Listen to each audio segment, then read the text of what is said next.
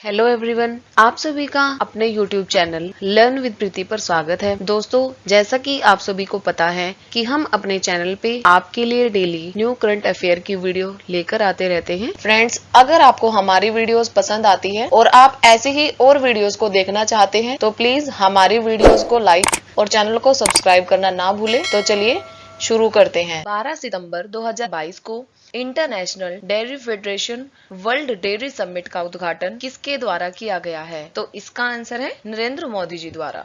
हाल ही में 12 सितंबर को नरेंद्र मोदी जी द्वारा international dairy federation world dairy summit 2022 का उद्घाटन किया गया है और इसका आयोजन India expo centre and mart greater Noida में किया गया है।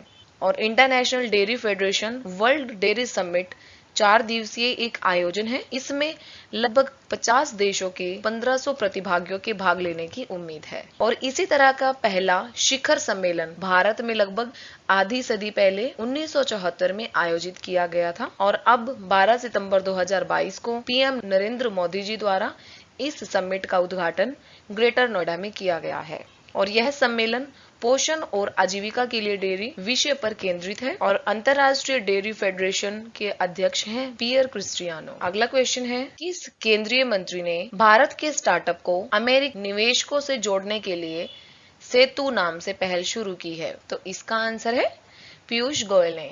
केंद्रीय मंत्री पीयूष गोयल ने भारत के स्टार्टअप को अमेरिकी निवेशकों से जोड़ने के लिए सेतु नाम से एक पहल शुरू की है। सेतु को अमेरिका में स्थित उन निवेशकों एवं संरक्षकों के बीच भौगोलिक बाधाओं को दूर करने के लिए तैयार किया गया है जो भारत में उद्यमिता और उभरते स्टार्टअप में निवेश करने को इच्छुक है। इस बैठक में भारतीय स्टार्टअप को शुरुआती दिनों में समर्थन देने के उपायों पर जोर रहा है और इस पहल के जरिए भारत में स्टार्टअप को संरक्षण और सहायता के साथ साथ अमेरिका स्थित निवेशकों और स्टार्टअप के दिग्गजों को जोड़ेगा। और बात करें संयुक्त राज्य अमेरिका की, तो संयुक्त राज्य अमेरिका के राष्ट्रपति हैं जो बाइडेन और यूएसए की राजधानी है वॉशिंगटन डीसी और वाणिज्यिक और उद्योग मंत्री हैं पीयूष गोयल। अगला क्वेश्चन है, forging metal Nripendra Rao and the पेन्नास स्टोरी नामक पुस्तक के लेखक कौन है? तो इसका आंसर है पवन सी लाल। हाल ही में पवन सी लाल द्वारा फोर्जिंग मेटल नामक एक पुस्तक लिखी गई है और यह पुस्तक 12 सितंबर 2022 को रिलीज हुई है। और पवन सी लाल मुंबई के एक लेखक और पत्रकार हैं जिन्होंने फॉर्च्यून पत्रिका के भारतीय संस्करण के लिए भी कई आर्टिकल्स लिखे हैं। और पवन सी लाल को 2016 में सिटी जर्नलिस्ट एक्सीलेंस अवार्ड भी मिल चुका है। अगला क्वेश्चन है, पवन पोत परिवहन और जल मार्ग मंत्रालय सिंधु घाटी सभ्यता के किस स्थल पर एक राष्ट्रीय समुद्री विरासत परिसर का निर्माण करेगा? तो इसका आंसर है लोथल में। पतन पोत परिवहन और जल मार्ग मंत्रालय सिंधु घाटी का एक स्थल जो कि गुजरात के लोथल में है, वहां पर एक राष्ट्रीय समुद्री विरासत परिसर का निर्माण करेगा। भारत में इस तरह का पहला यह केंद्र भारत की समृद्ध और विविध समुद्री विरासत को प्रदर्शित करेगा। और राष्ट्रीय समुद्री विरासत परिसर की आधारशिला प्रधानमंत्री नरेंद्र मोदी जी ने रखी थी और इस प्लान के लिए मार्च 2019 में सहमति दी गई थी। और बात करें सिंधु घाटी सभ्यता की, तो सिंधु घाटी सभ्यता की जो खोज थी उसका श्रेय दयाराम साहनी को जाता है और इसकी खोज सन 1921 में की गई थी। और सिंधु घाटी सभ्यता को हड़प्पा सभ्यता के नाम से भी जाना जाता है। अगला क्वेश्चन है, divorce and democracy a history of personal law in post independence India पुस्तक किसके द्वारा लिखी गई है? तो इसका आंसर है सौम्या सक्सेना द्वारा। हाल ही में सौम्या सक्सेना द्वारा एक पुस्तक लिखी गई है जिसका शीर्षक रखा गया है divorce and democracy a history of personal law in post independence India. इस पुस्तक में भारत में पारिवारिक कानून, धर्म और लिंग राजनीति के बारे में बात की गई है। और यह पुस्तक कैम्ब्रिज विश्वविद्यालय के इतिहास संकाय में एक British academy fellow Saumya Saxena द्वारा लिखी गई है। यह पुस्तक तलाक के साथ भारतीय राज्य के कठिन संवाद के बारे में बात करती है जो बड़े पैमाने पर धर्म के माध्यम से मेल खाता है। इस पुस्तक में पुरुषों और महिलाओं दोनों की मांगों को भी शामिल किया गया है। उपनिवेशवाद के बाद के युग में तलाक कानूनों और विभिन्न धर्मों पर एक नई किताब का इंडिया इंटरनेशनल सेंटर में विमोचन किया गया है। अगला क्वेश्चन है, हाल ही में भारत के किस पूर्व मुख्य न्यायाधीश का 2022 को निधन हो गया है? तो इसका आंसर है कमल नारायण सिंह का। हाल ही में भारत के पूर्व मुख्य न्यायाधीश कमल नारायण सिंह का निधन हो गया है। ये भारत के एक ऐसे मुख्य न्यायाधीश थे जिन्होंने 18 दिनों की सबसे कम अवधि के लिए भारत के मुख्य न्यायाधीश के रूप में काम किया है और इनका 8 सितंबर 2022 को निधन हो गया है। ये काफी समय से बीमार चल रहे थे। इन्होंने 25 नवंबर 1991 से लेकर 12 दिसंबर 1991 तक मुख्य न्यायाधीश का कार्यकाल संभाला था और न्यायाधीश कमल नारायण सिंह को 25 नवंबर को 22वें सीजेआई के रूप में नियुक्त किया गया था और न्यायाधीश वाई.वी. चंद्रचूड़ का आज तक का सबसे लंबा कार्यकाल रहा है 7 वर्ष 4 महीने और 20 दिन। और अभी प्रेजेंट में जो हमारे सीजेआई हैं वो हैं उदय उमेश ललित और ये 29वें मुख्य न्यायाधीश हैं। अगला क्वेश्चन है 17 सितंबर सेवा दिवस से कब तक स्वच्छता संबंधी कार्यों को प्रेरित करने के लिए स्वच्छ अमृत महोत्सव शुरू करने की घोषणा की गई है? तो इसका आंसर है 2 अक्टूबर तक।